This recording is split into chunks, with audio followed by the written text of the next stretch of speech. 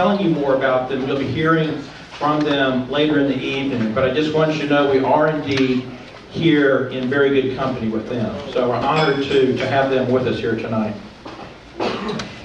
I also would like to acknowledge the board members that are on our foundation who are here tonight, and they're at each one of the tables you have here. And I'd just like to ask them to stand as I call their names. Dick Bartell. There he is at the back. Okay. And Jane King. Where is Jane? Jane is also the event coordinator for the evening, so she's done a great job of helping us get organized for all this. And then Austin Isensee, my son, is also a board member. There he is. And Dr. Neil Sarahan, where's Neil? There he is. Okay, good. And my wife Debbie. And Debbie's also done a great job getting this event together. She's the secretary. She does a lot, believe me. And then Steve Hobart. There he is. Steve and I have done some presentations together, and he's been a great addition to our board. And myself, of course, Ted Isensee. And then we also we're going to have Carol Stevens here tonight as kind of an honorary board member. She's not officially on our board, but she's been a big supporter of the foundation, but she hurt her knee and is not going to be here. So instead we have her husband, Bob Stevens. Bob, would you stand? Standing in for her. Thank you very much. And so just in terms of the board, I really can't say enough about them. To me, they personify the word team. And some of you may have heard that acronym, Together, Everyone Achieves More. And there's no way that we could do what we do without people like this, and also without people like everyone here tonight. So we really appreciate that. And I also want to thank, there are many people who've actually supported the foundation in the past and who supported this event who are not here with us tonight for whatever reason. Many of them are from other places, Boston, Cleveland. So we have a lot of people who have made this already a big success, and we want to acknowledge them as well. And the other thing I just want to acknowledge too is that we've had some people come here from quite a distance. Where are my Arkansas people? Yeah, all right.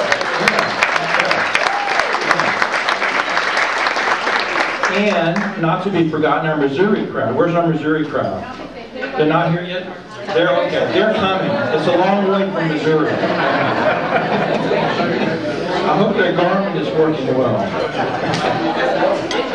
And then who's here? Is there someone here from San Antonio? Where is she? She's just walking in. Miss Friday, all right. Very good. Okay. And we don't want to forget the Woodlands either. Where are my Woodlands people? There they are. I haven't seen them. They're even at my table. That's great. What about Conroe? Yeah, those are Conroe people, yeah. And not to mention a lot of people from Houston. Yeah. And Sugarland. And Austin. Austin, definitely. From the heart of Texas. Cypress, yes. Yes, Cypress continues. Okay. So, anyway, I'd just like to tell you a little bit about the logistics of the evening. And the program at your table shows an outline of what we're up to, and hopefully will keep me on track. And throughout the evening, we're holding a silent auction. There's some wonderful baskets back there. So love to have you take a look at that. Debbie and Jane put together some great baskets, and whoever gets them will surely enjoy them a lot. Yes, go ahead and eat it. But wait a second, 1 second. Okay. I will tell you more about the foundation after the dinner, but first I'd like to ask Reverend Mindy Lawrence from the Unity Church, Unity of Houston, to come forward and lead us in the invocation. So let us bless each other and our food. So let's just take a breath, bring our attention to our heart space. And and become aware how connected we are in heart. Those around your table, those around the room, and those far away that are thinking of us tonight and joining us in this wonderful experience, we are grateful. Infinite Presence, we are grateful for the awareness of goodness that has been outpouring out of this experience. We know that respect, compassion, and understanding is expanding even more. We claim and know the truth that this mission, this consciousness of protection and ease and grace and just wonderful things for all those going forward is in place. We are grateful for the law enforcement officers, the professionals that are involved in this endeavor. And we are especially grateful that an immense tragedy has been turned into a great blessing for millions. We don't know the size of this yet, but it is growing and growing, and we are up to it. We say, thank you, God. And so it is in the name and the nature of Jesus Christ. Amen. Thank you very much. Minnie, and please enjoy your dinner. We'll be back after the dinner. There's a lot of ups and downs, with bipolar. But probably the most difficult thing for him was, I would say, generalized anxiety disorder. And I don't know if y'all know about that too much, but it means you can just be very anxious for absolutely no reason. You just feel that way to the extent that you may find it very difficult to go walk the dog or go to the supermarket, something like that. So that was perhaps one of the most debilitating things that he had. And he was in and out of hospital up until when he was in his 30s. He was in a lot of different hospitals, went to a lot of different doctors. He did get treatment. He did have a lot of improvement. He did learn to stay on his medications. But he also was suicidal periodically, and many times when that happened, we would take him to a hospital. He'd be in there for a couple of days and then come back. So he did get help. He got a lot of support from his family, which he loved very much. But he was suicidal on the day that he died, and I'm not going to go into all the details of everything, but I just want to give you, some understanding of why we started the foundation. So he was suicidal on that day. He was definitely a danger to himself. He might have been a danger to others. And he wanted to kill himself, and he had a gun. We never liked to have guns in the house, but he did have one that was in his car. And so I called for help. I called 911, and we had, in about 10 minutes, it seemed like an army of police officers at our house. And I knew that it was a dangerous situation, definitely for Sean. And I also felt, it could be a dangerous situation for the officers who are responding. So I appreciated the officers coming. But I don't know exactly what happened, because this happened at night, and the events ended up in our garage. The door was closed. There's only 2 officers in there. And one of the officers said very loudly, "Drop the gun, drop the gun, drop the gun." And then we heard boom, boom. And then it took a long time to find out what happened, but Sean had been shot. And the police officer said that, I guess both of the officers in the garage, that he had lowered the gun, they perceived the danger, and they shot and killed him. So we don't know exactly what happened, and we're not here to say whether those officers acted, correctly or professionally or whatever. The officer was not indicted, but we knew that the result was not what we wanted. We knew there could have been a better result. And so we decided, my wife Debbie and my son Austin, and then some close friends, that we would form a foundation to work to prevent this from happening to other people. And we have done that. And we also know that emergency responders want to go home to their families at night too. So this is not in any way working against emergency responders, against the police at all, because we're all in this together. And we want the emergency responders to be well trained, have all the equipment they need, to have the support. And we also realize that, you know, it's not enough just to deal with a crisis. It's much, the best crisis to deal with is one that doesn't happen. And I know that I don't think anybody on that night was at their best. I know I wasn't at my best. I don't think anybody involved. Sean also was at their best. And I've heard it said, and I believe probably the officers in the room or military people have probably heard this as well, that, you know, people don't so much rise to the occasion when there's a crisis. What they do is they descend to the level of their training. And so what that means is your training is so important, because when you're in a crisis, you're probably not going to be at your best. You may be very emotionally upset, you may be angry, you're not thinking very well. So that training is very, very important. And so what we realized, again, is that we needed to do something to improve the situation. We knew this happened, obviously, in Sugar Land, so we decided, let's try to do whatever we can in Sugar Land. And that's where we started. And what we found out is that, you know, Sugar Land, we lived there for about 20 years. It's a beautiful place, it's very ordered, you feel safe there. But what we found is that Sugar Land was not as well prepared to deal with these situations as the city of Houston. Sugar Land is smaller, doesn't have the same resources, these events don't happen as much.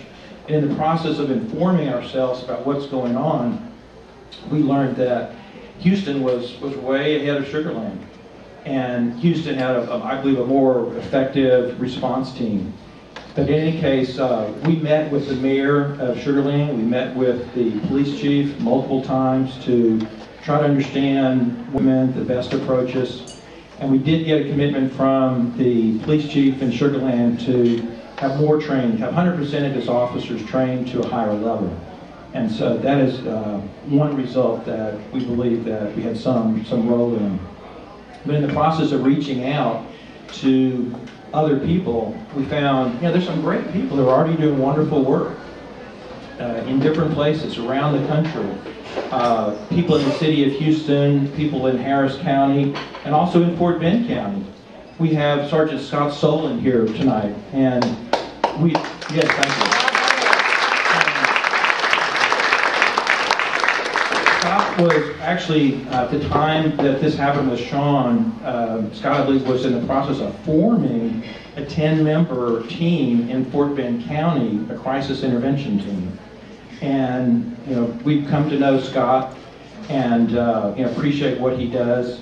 And we believe that if his team had responded in that night, that Sean would very likely, you know, be alive today. So we applaud the work that Scott and his team have done, and people like him in Houston and other places.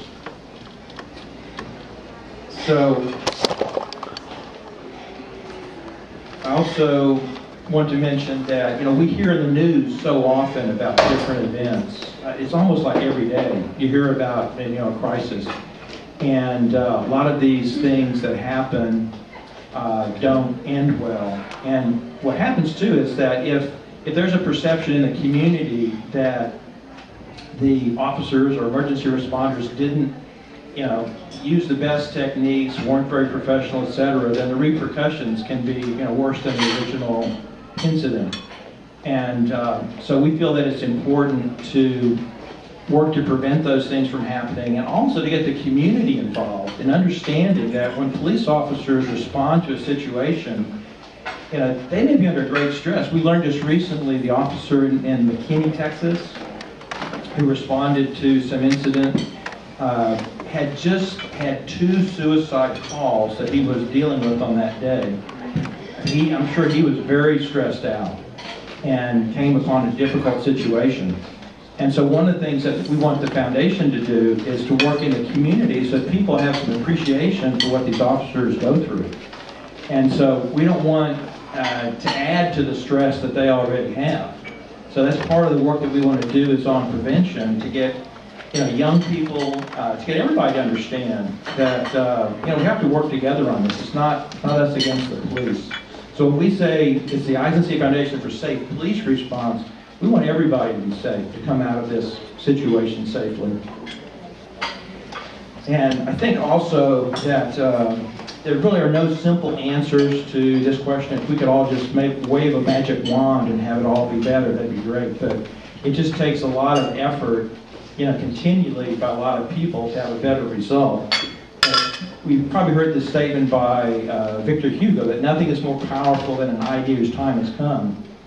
And I just sense that there is around the country this sense that it is time to improve the way we deal with these situations, the way we also try to prevent them by having appropriate treatment and appropriate resources for people, especially with mental illness, because that's the focus of our particular mission. It's to improve the response to mental health crises. And we know that mental illness is very prevalent. It's been said, I believe, that maybe 1 in 4 people will have some mental illness in their life. But I would say also that it's way higher than that if you think about it, because when we get upset, we may not have a mental illness, but in that moment, it's almost like we do. When you're angry, the blood is going, I believe, to your limbs more than to your head, so you're not thinking that clearly. So we can all actually, have some form of mental illness, even if it's only for a short period of time. And I don't know, you probably couldn't hear this too much in the beginning of the evening before we sat down. We had a video that we were showing it's a 26-minute video, and it's about the homeless outreach team in Houston. And I don't know if you realize, but the city of Houston has made a commitment to end chronic homelessness here, and they've made great progress. Yes.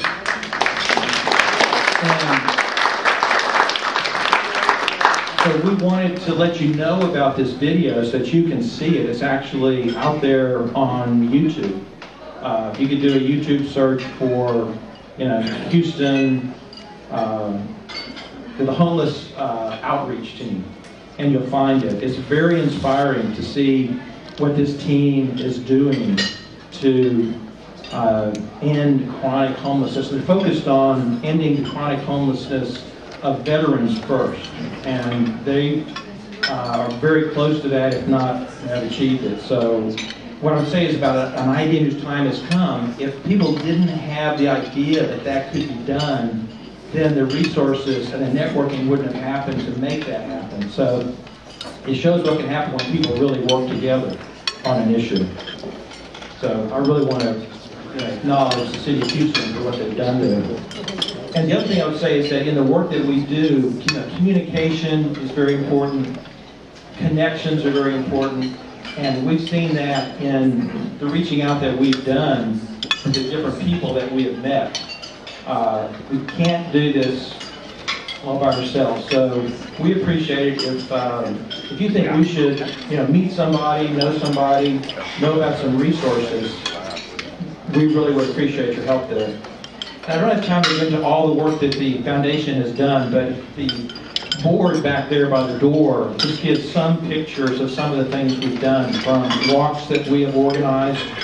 We have also had a panel discussion, 5 members on the panel from law enforcement and from the mental health community. We had that at the Monarch Institute last November. It's a big success. And that's an example of the type of things that we do. Scott Solon was one of the panelists that we had there. Officer Rebecca Skillern as well was another one of the officers. We've also supported a mental health summit that was held in Fort Bend County that was organized by Director of Mental Health in Fort Bend County, Dr. Connie Almeida. And she had hoped to be here tonight. She definitely supports what we do. We support what she does. But she had a personal event. Her son had a big party tonight in his honor. But she fortunately said, you know what, I'm going to either be coming or I will send somebody who also has great things to share for you, and that's Dr. Stephen Schnee, who's with us tonight. And you'll hear a little bit more from him later.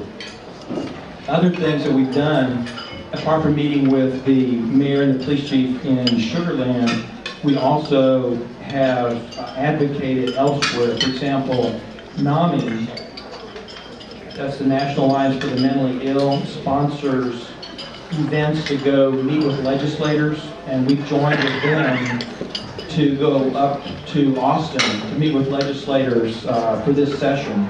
And NAMI really put this together along with some other similar organizations. And we had actually the bus was completely full, and so people had to drive their cars up there. It was very inspiring. We had hundreds and hundreds of people from across Texas going to Austin to hear from the legislators, meet with them personally in their offices, and there is support for increasing mental health resources in Texas, and so it's inspiring to see that.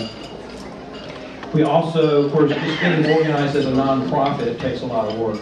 So we did that. We are formally recognized as a nonprofit. So to learn more about what we do, we have a website, safepoliceresponse.org. We also are on Facebook, facebook.com/safepoliceresponse. We're also looking at working, again, this is on the idea of preventing crises in the Cypress Fairbanks Independent School District, which is, I believe it's the second or third largest in the state of Texas.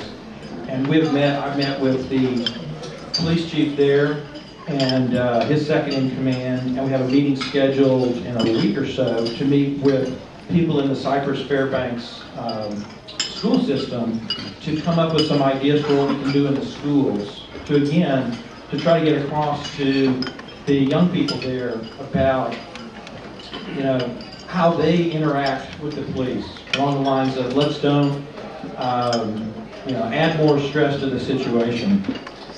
So I'd like you now to learn a little bit more about some of the special guests that we have here tonight. The first one that I'd like to introduce is Cindy Klein, who is the author of the book in the back, Always Hope. And I've known Cindy for, I guess, 15 or 20 years through Unity of Houston, where she's been a leader there and does wonderful work. She's a great person. I'd just like to have her come forward and share a little bit about her book and her perspective on some of the things we've been talking about. Cindy, come. 5 adults in the U.S. is affected with mental illness, and this equals 43.7 million experiences of mental illness in a given year. And as Ted said earlier, I think the number is a lot higher than that, and certainly when we get into those episodes ourselves.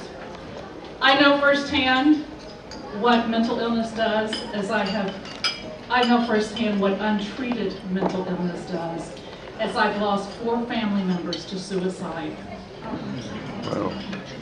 There was such shame and stigma back in the 70s that my stepfather chose to end his depression with a gun instead of seeing a therapist.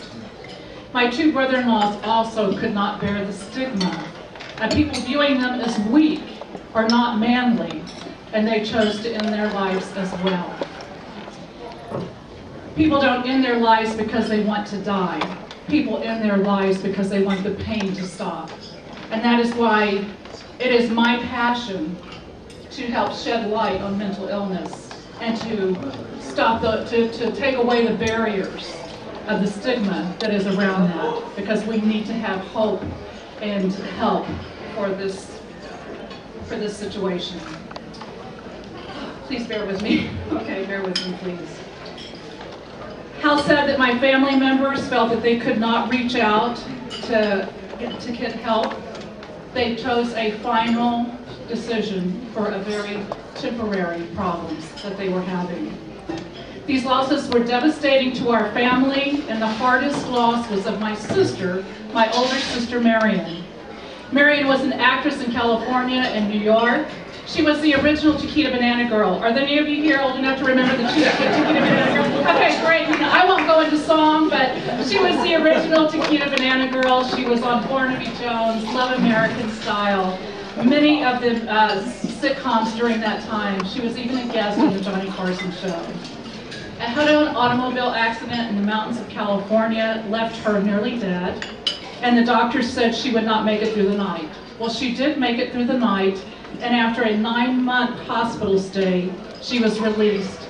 She was partially paralyzed with significant brain damage, and after 10 years of struggle and depression, she too decided to end her pain, and she decided to silence it by suicide.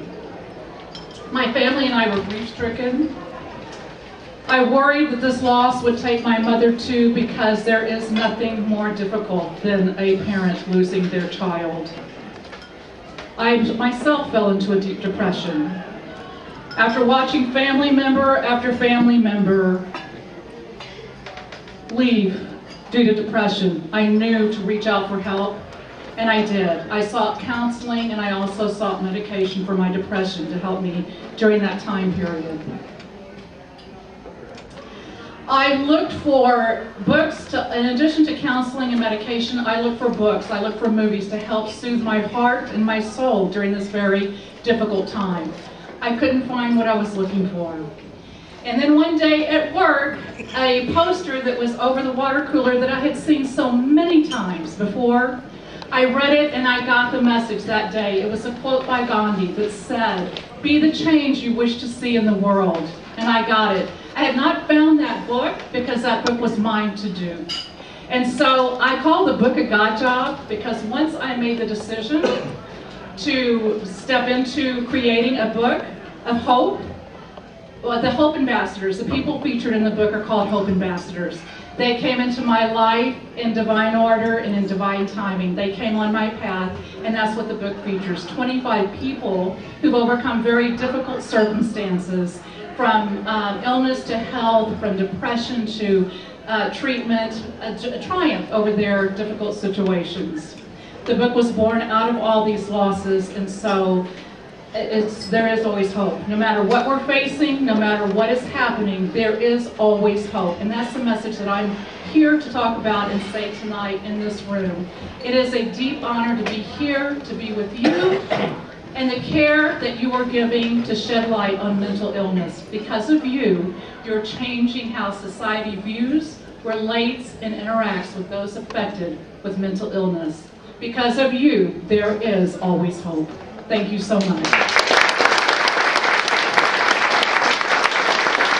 Come forward to just give a little bit of his perspective on the situation that we're facing. Dr. Schnee is the head of mental health, mental retardation in the Houston area, and has been working to improve the mental health of Texans for over 20 years.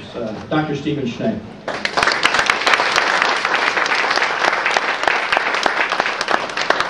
Good evening. So, I am not Dr. Connie Almeida.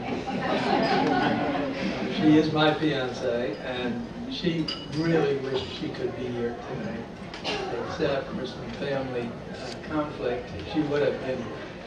And so I actually have some notes from her and instructions that I have to follow. And being a very clever fellow, I've learned those 2 words and said, "Yes, here." So I'm going to start and give a little presentation from the Fort Bend, our neighbor's perspective. And Dr. Almeida is Director of Behavioral Health Services for Fort Bend. She's head of that department, and it's a branch of the Fort Bend Court Administrative Services. Excuse my cough. I've had some miserable stuff coming up for the last couple weeks. They offer a wide range of mental health services to not just the courts, but to those with diagnostic illnesses that find themselves coming into contact with the judicial system, whether it be criminal or child welfare.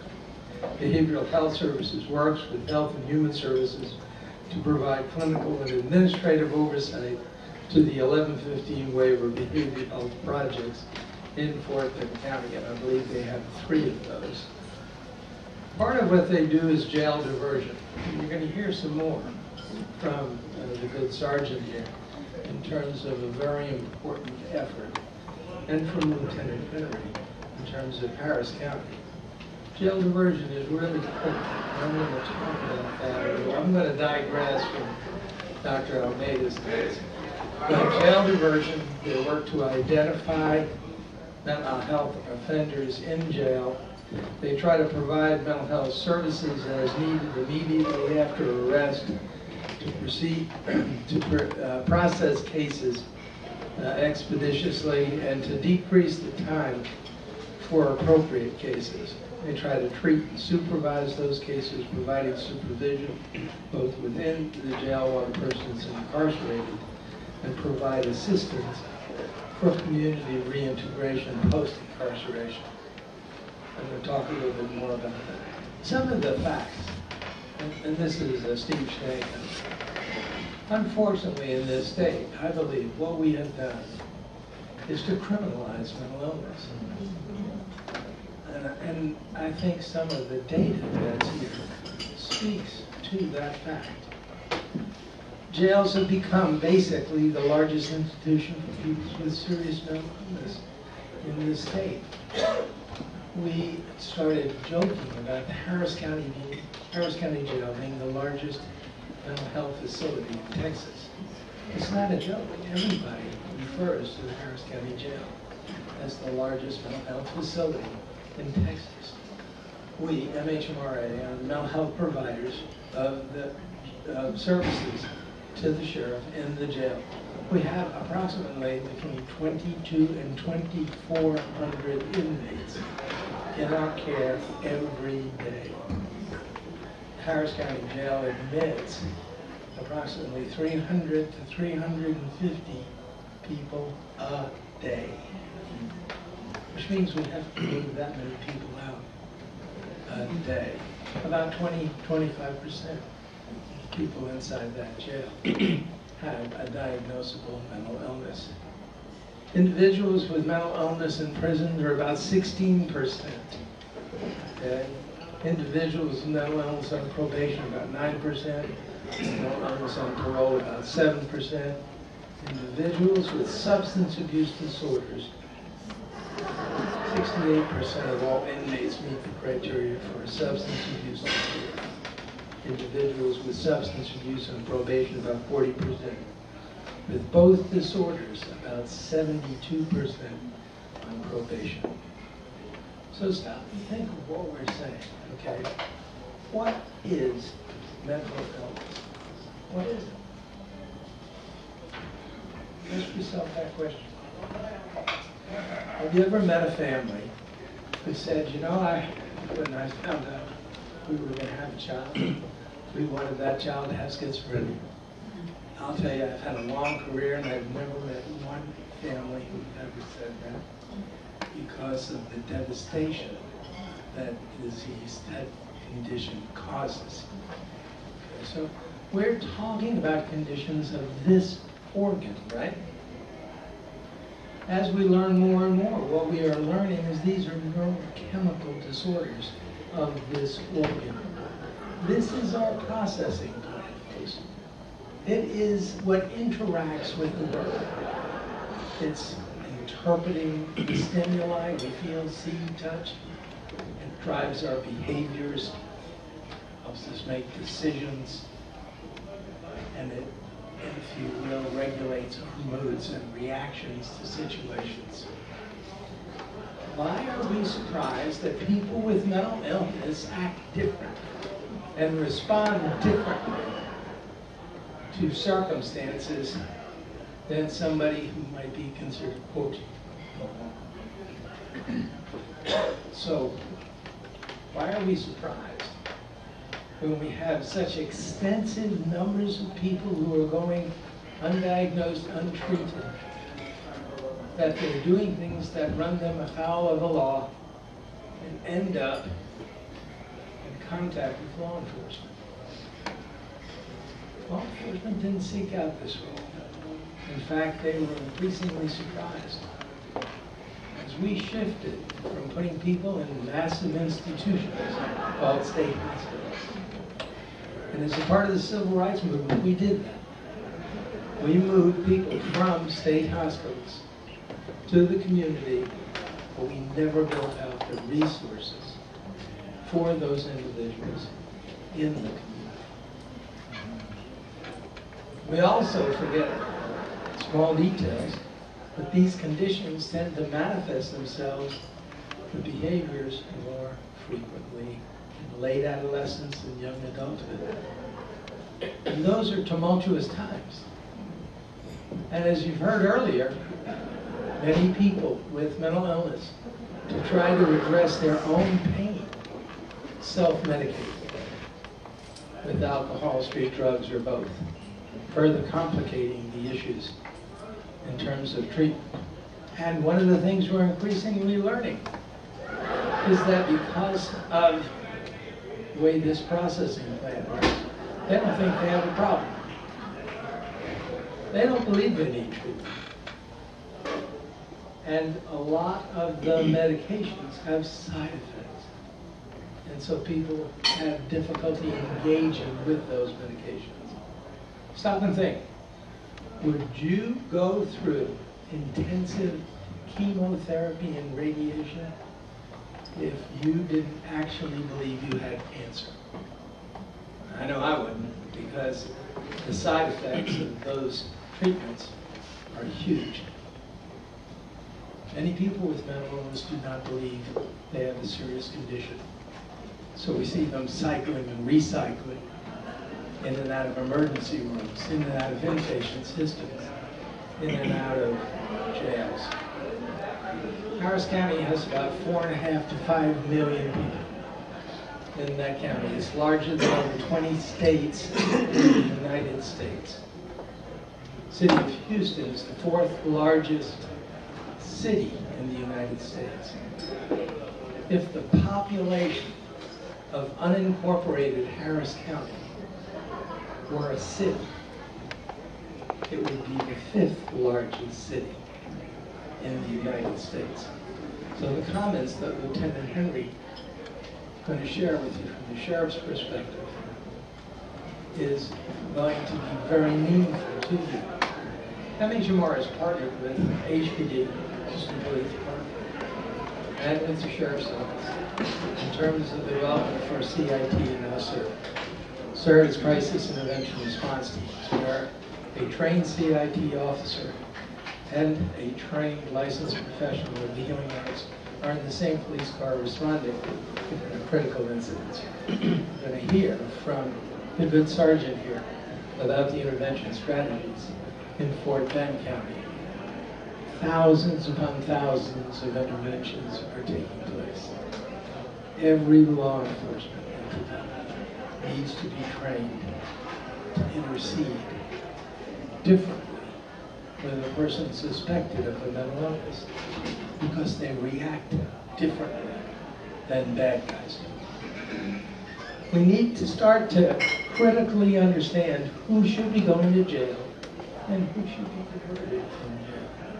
And you're going to hear about thousands of cases where low-level offenses, where society is not at risk, where people are being moved to appropriate professional interventions for assessment and warranted treatment, the road to treatment. So Dr. Almeida wanted you to know that the Crisis Response and Intervention Project, one of their 1115 projects, trained approximately 600 law enforcement and first responders in Fort Bend County.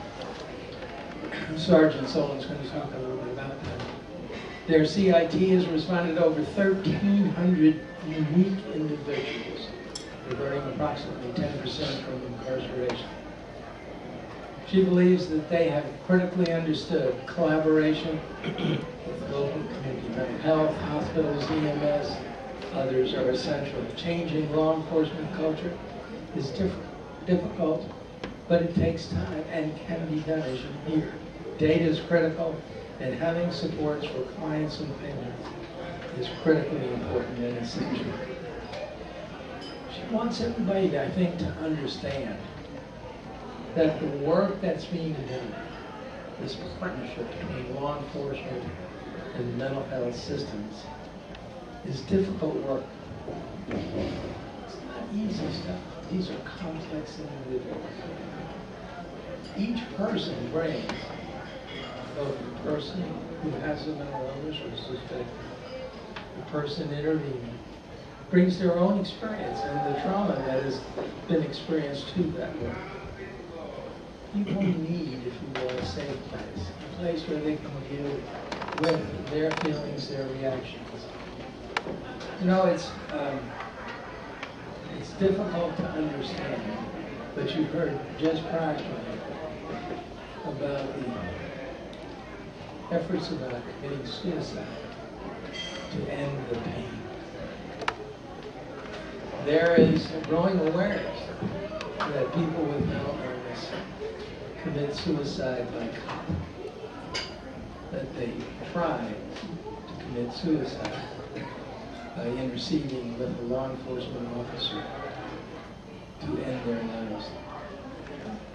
Law enforcement officers who end up in that circumstance have tremendous personal pain and reaction if they take somebody's life. And I can tell you that the officers that are in the CERT and the CIT programs have the heart and have talked about the meaning that has given their career to have the tools to intervene in ways so that lives aren't taken, so people aren't injured, so people have more appropriate access, more timely access to professional services. Tools and skills are critically important as a part of our intervention strategy. Because in this state, the disparity between the amount of capacity that we have to serve people and the actual need is huge. And just to close, I would say to you, of our 4.5 to 5 million people, the Meadows Foundation recently identified that we have about 143,000 individuals in Harris County with serious mental illness. Those people who are below the federal poverty level of 200% of federal poverty, 87,000 plus individuals. MHMR is able to work with about 11,000 adults every month.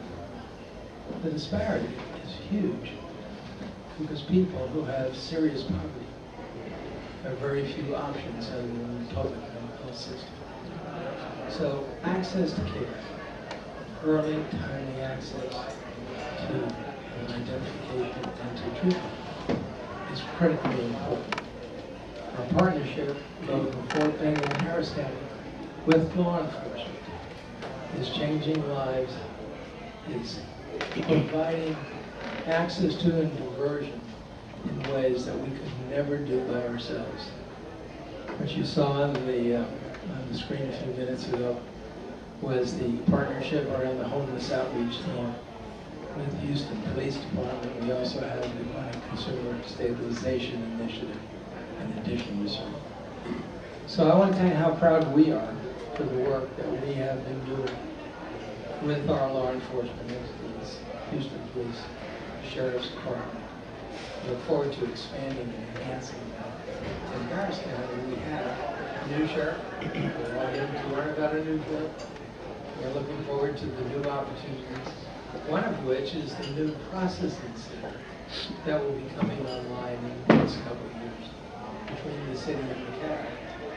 And we're hopeful that that processing center will have a door B, so you don't have to go into the jail. You can be diverted from jail if you meet certain criteria. And will be a path out for people who are incarcerated, so we can engage people prior to their discharge from the jail. We're super pleased with the foundation. Thank you for your efforts. And again, on behalf of Dr. Abe, if she wished she could be here, please accept my humble remarks on her behalf. Thank you very much.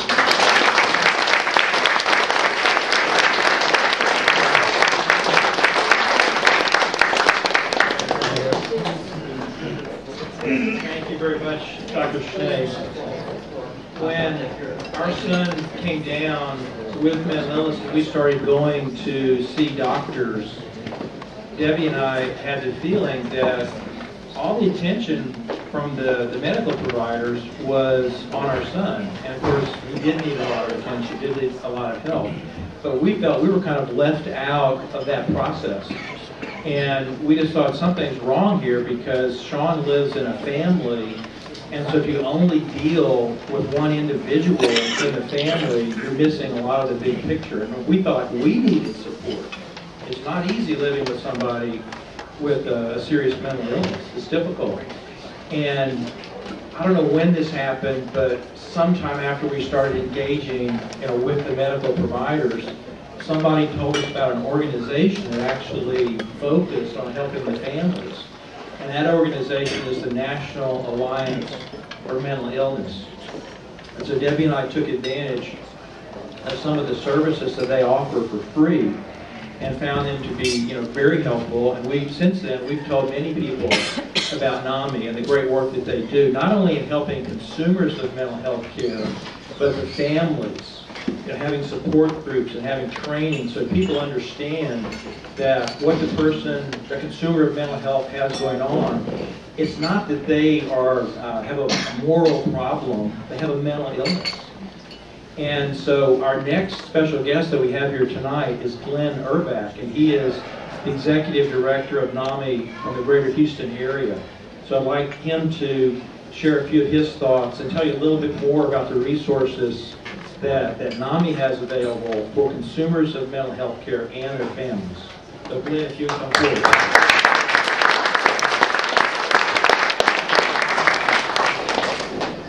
Thank you all. My name is Glenn Urbach. I'm the Executive Director for the National Alliance on Mental Illness, NAMI, Greater Houston. I'm not going to ask y'all how many of y'all are familiar with NAMI. I'm just going to assume none of y'all know what NAMI is. We are a national organization. We are a grassroots mental health organization, the largest in the country. Our national office is actually in Washington, D.C. But we have affiliates throughout the country. The Houston affiliate is one of the largest affiliates in the country. The Houston affiliate is the largest one in Texas. And NAMI is what you all are. We're a grassroots organization of everyday people that have been impacted by mental illness, primarily through family members. As Ted was saying earlier, NAMI, we don't just treat the individual who lives with mental illness. We treat the family as well, because we understand that mental illness begins and ends in the home. It doesn't begin and end in a jail or a hospital or anything. It always begins and ends in the person's place of residence. And so, for many of those, that means they live with their families. Even adult children live with their families. So NAMI was started as a way to give a voice to not just people who are mentally ill, but for their families as well. Over the years, we've now developed what I call 3 buckets of programs. Our first programs are our education classes. This is our premier programs. Our family-to-family impacted by mental illness, and if you're interested in learning more about mental illness, then the family-to-family class is for you. It's free, it's 12 weeks, it's taught by trained volunteers, all of which who had a lived experience with mental illness. That's what makes NAMI so unique, is to be involved with our organization, you have to have that lived experience. So when you call our office, or you talk to one of our teachers, or our staff members, or support group facilitators, you know you are talking to someone who walked down that same path that you walked. So we have our education classes. We have one that's called Family to Family. We have one that's called Peer to Peer for someone who actually lives with the illness. We have one that's called Basics, which is a class for actually parents who have minor children with mental illnesses. We have a class called Provider Education, where NAMI will go out to hospitals, we'll go out to other mental health providers to train the providers of what mental illness looks like from the patient's perspective and the family member's perspective. We also do support groups. We have support groups for people who are family members. We have support groups for people who are actually living with the illness. And we have outreach programs. We go out to schools and we train the teachers how to recognize symptoms of mental illness within the students, so they recognize that when Johnny's sleeping a lot, it's not because he's lazy, he might be going through a depressive episode. We have programs specifically for African American congregations. We have programs specific for Latino congregations. We have a bookmobile now that goes out to the community, various sites that delivers books, literatures, DVDs, and on-site information referral services. We do advocacy work, particularly on the state level. And we also do we have an in-house information referral center. So every day we probably process about 50 calls for services where we plug in family members or lay people, professionals into various services in the community. Because we all know that there are a lot of services here in Houston and Harris and Montgomery and Fort Bend County. We all know this. We just don't have the advertising budget of Mattress Mac. We don't have it. We don't. We really don't. I mean, how come I've never heard of NAMI? I've never heard of NAMI. Well, because I don't have the money to. I can't buy a Super Bowl ad. You know, but we're out there and take advantage of us. All of our services are free. They're all confidential, and we're here to help you all. So as I always tell people, I'll end my discussion this way: use and abuse us. We're here to be used and abused. So please take advantage of our services. Thank you.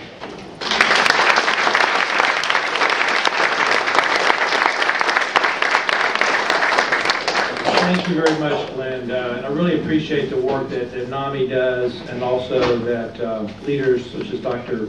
Stephen Schnee do as well.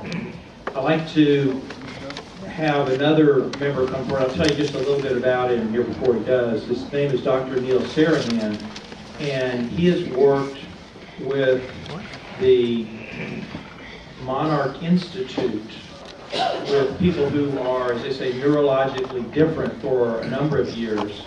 And Neil is also on the board of NAMI. It turns out we actually also went to the same high school. And both survived. And both survived. That was straight Jesuit here in Houston. Yeah. And, you know, when bad things happen, sometimes good things happen after that. And so one of the great things is getting reacquainted with Neil as we were introduced to one of our board members, Dick Bartell, to the work that the Monarch Institute does. We've actually been supporters ourselves of the Monarch Institute, which does absolutely amazing work. They take young people who are neurologically different and really just not functional at all, with tremendous difficulties, and they work intensively, you know, one-on-one or close to one-on-one, and absolutely transform these kids. So the Monarch Institute does wonderful work, and we've been very fortunate to have Dr. Neil join us as a board member. And what he's going to do in the next portion of the evening is lead off the recognition of officers, CIT officers, crisis intervention team members who have done great work. NAMI has a program of recognizing them, and I'd like to ask Dr. Neil to come forward and take us through that portion of the evening. Dr. Neil.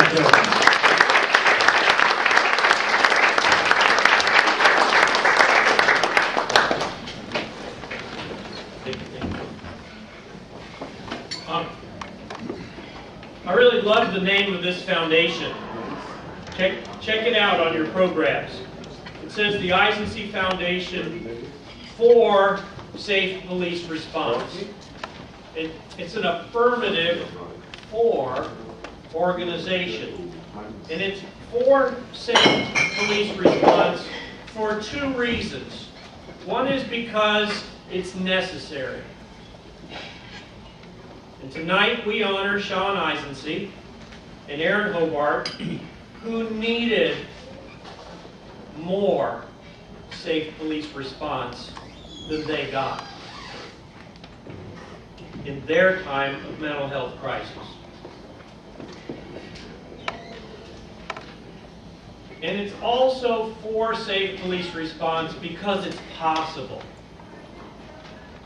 This is not impossible to accomplish.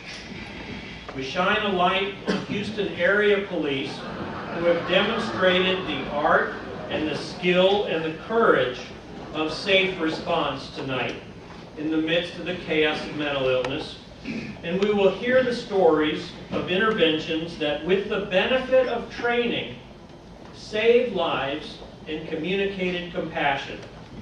These stories are representative of what must become the standard of care for safe police response.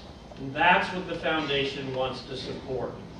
At each of your tables, there's a placard of an outstanding intervention in the area of mental health that saved lives and made a big difference.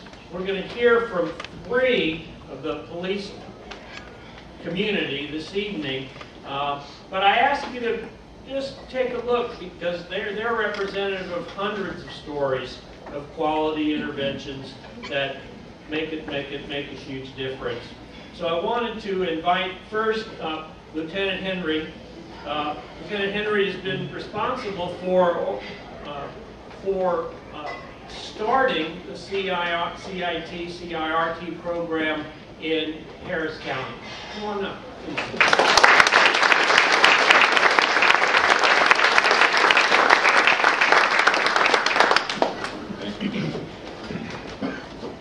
Good evening.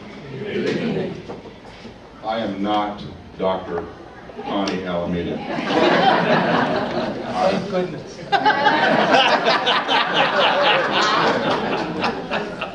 32 years ago, I was at a Crosby, Stills, Nash & Young concert at Rice Stadium. And I realized I didn't have a job.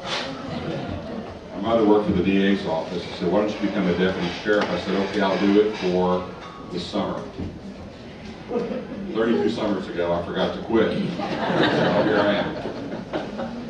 I have the best job in the world. You may think you have a good job, but I have a better job.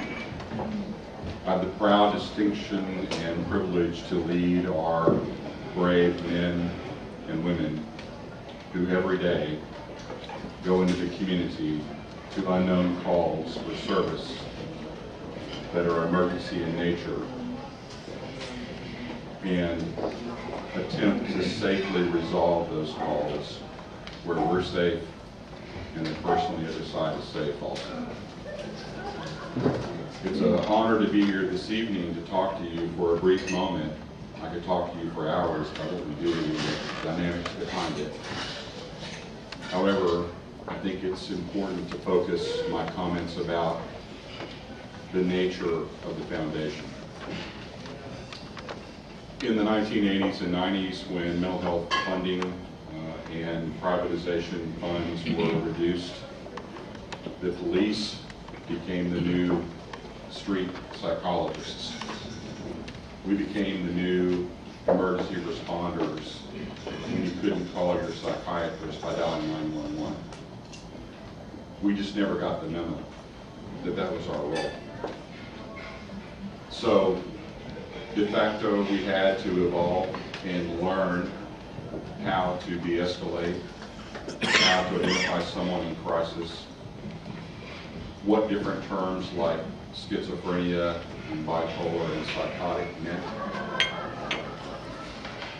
My initial training as a police officer in 1983 was just this about mental illness. If you encounter someone that's mentally ill, put them in jail as fast as possible and then get back to work.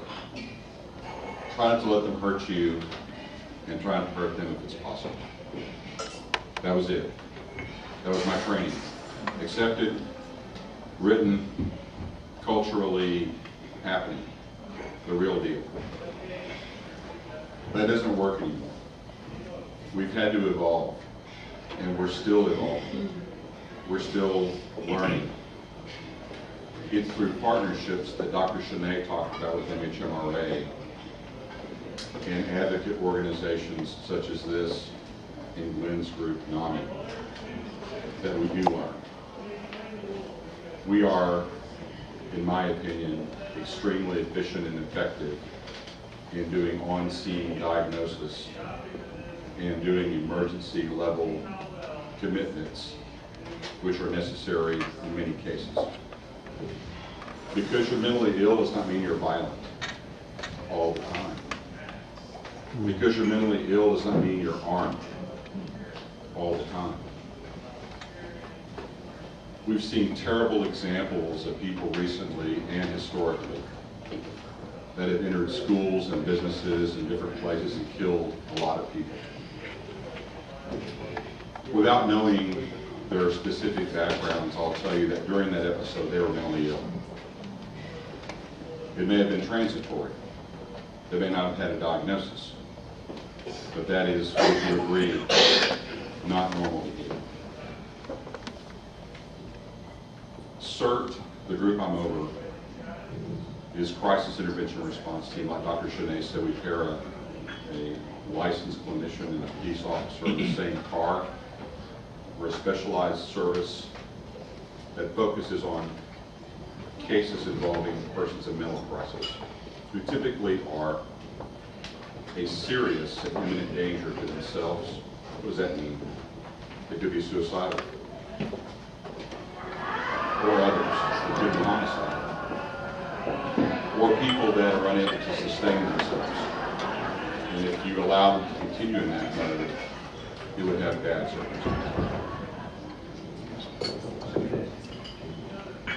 The services that we provide typically result in either a commitment to the neuropsychiatric center or some other area of the hospital, and typically not to jail.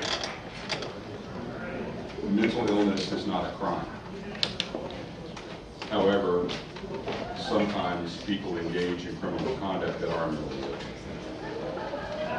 We learned a tremendous lesson from the Houston Police Department. We started doing CIT services and CERT before we did. They helped us establish our program. We now have 11 officers on the street with 11 clinicians. 4.5 million people. What do you think?